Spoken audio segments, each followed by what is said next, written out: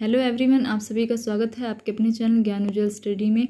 आज हम संस्कृत के कवि जो कि परीक्षाओं में लगे हुए हैं, यूपी टीजीटी पीजीटी या फिर यूपी टेट, जिसकी जो भी परीक्षा आप देते हो उसमें जो मोस्ट इम्पोर्टेंट कवि हैं, जो परीक्षाओं में जिनसे प्रश्न बनते हैं, आज हम उन कवियों के माता पिता के नाम पढ़ेंगे।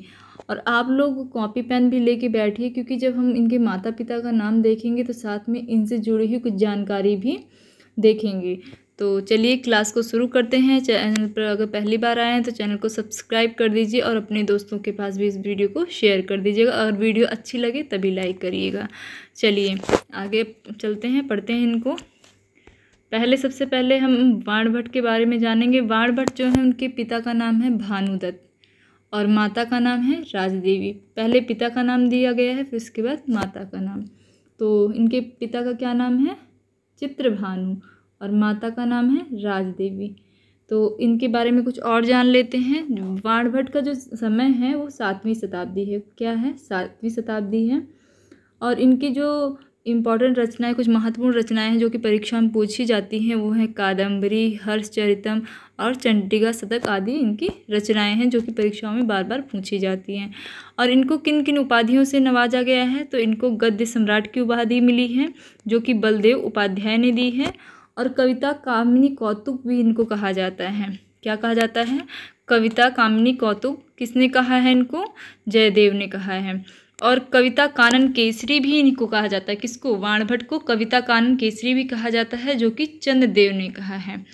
और इनको और क्या बोला जाता है? इनको तुरंग बाण भी कहा जाता है। देखिए, इनको इतनी सारी उपाधियां बाणभट्ट को दी गई, तो इसमें से कहीं से भी प्रश्न पूछा जा सकता है कि बाणभट्ट को कौन कौन सी, मतलब इन्हीं में से एक उपाधि दे देंगे और उससे आपका प्रश्न बन जाएगा परीक्षा में। और उसके बाद देखिए आगे देखते हैं जी। और एक चीज़, हाँ, और इनके जो ये उपासक हैं, बाणभट्ट किसके उपासक हैं? शैव के उपासक हैं। और इनके पितामह का नाम, बाणभट्ट के पितामह का नाम है अर्थपति। क्या नाम है? अर्थपति। चलिए आगे देखते हैं। भवभूति। भवभूति के पिता का नाम क्या है? नीलकंठ है। भवभूति के पिता का नाम नीलकंठ और माता का नाम जातुकर्णी है। जतुकर्णी लिखा हुआ, कहीं कहीं आपको जातुकर्णी भी देखने को मिलेगा। ठीक है। और भवभूति के जो पिता का नाम तो नीलकंठ है, लेकिन इनके पितामह का नाम क्या है? तो इनके पितामह का नाम है भट्ट गोपाल। क्या है? ये भी नोट कर लीजिए आप। क्या नाम है? भट्ट गोपाल। इनके पितामह का नाम है भट्ट गोपाल,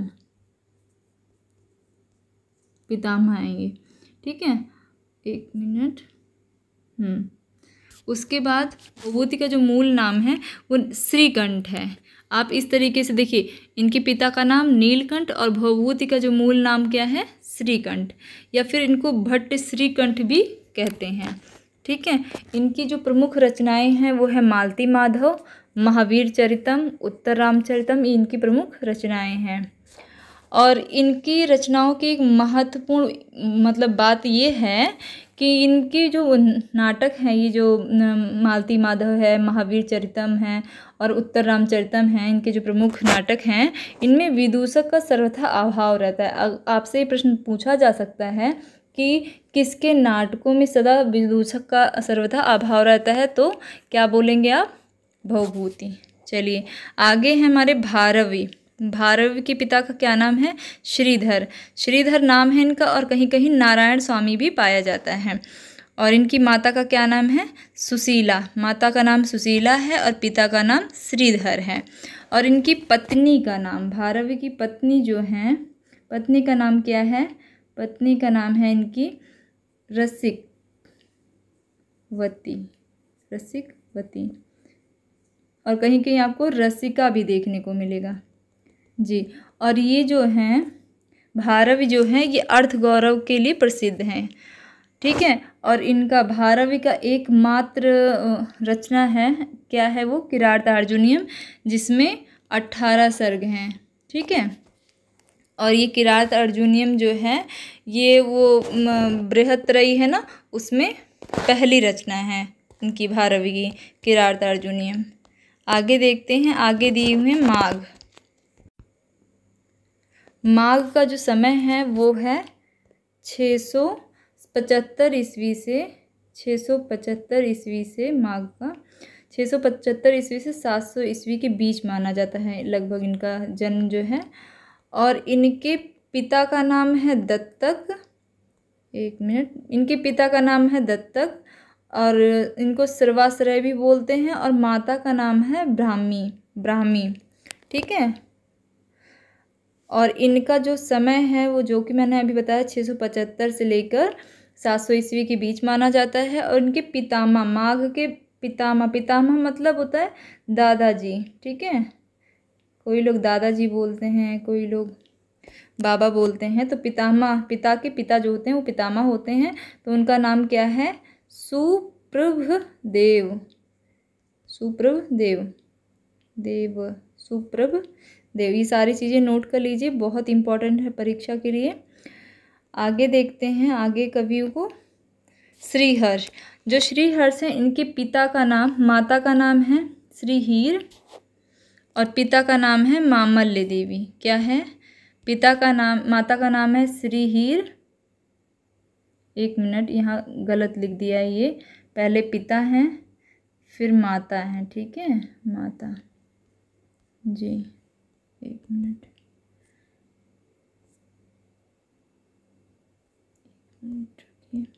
जी, इसको काट दीजिए, पहले पिता और फिर माता। हाँ, श्रीहर्ष के पिता का क्या नाम है? श्रीहीर और माता का नाम क्या है? मामल्य देवी। और इनका समय क्या है? इनका समय है 12वीं शताब्दी के मध्य, 12वीं शताब्दी के मध्य से उत्तरार्ध तक संभावित माना जाता है। और इनको नवभारती और कवि पंडित की उपाधि से मिली है। किनको? श्रीहर्ष को। आगे देखते हैं, आगे हैं विश्वनाथ के पिता का क्या नाम था? इनकी माता का नाम नहीं मिलता है, तो इनके पिता का नाम क्या है? चंद्रशेखर। पिता का नाम चंद्रशेखर है।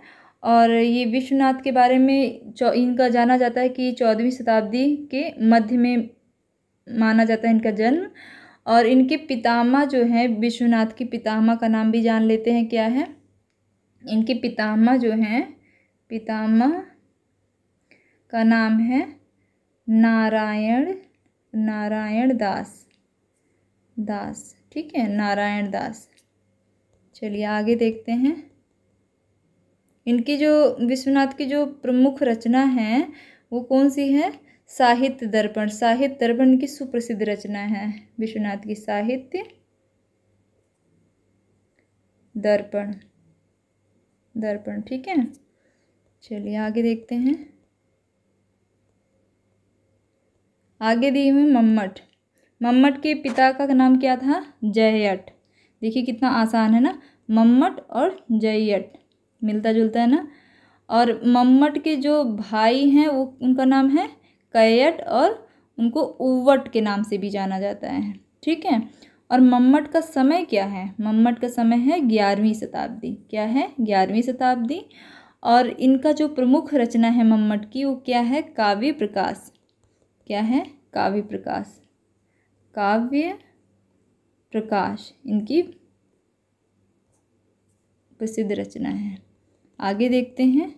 आगे जो है दिए हुए हैं राजशेखर जो हैं इनके पिता का नाम है दुर्दुक और उनको दुहिक भी बोलते हैं। और माता का नाम है शीलवती। क्या नाम है माता का? शीलवती। और पिता का नाम है दुर्दुक। ठीक है। और राजशेखर कहाँ के रहने वाले हैं? महाराष्ट्र के निवासी हैं। और इनकी पत्नी का नाम, राजशेखर की पत्नी का नाम क्या है? पत्नी का नाम है इनकी अवंत सुंदरी। और इनका जो बहुत ही ज़्यादा इम्पोर्टेंट रचना है, महत्वपूर्ण कृति है इनकी, क्या है? कर्पूर मंजरी है जी। आगे देखते हैं।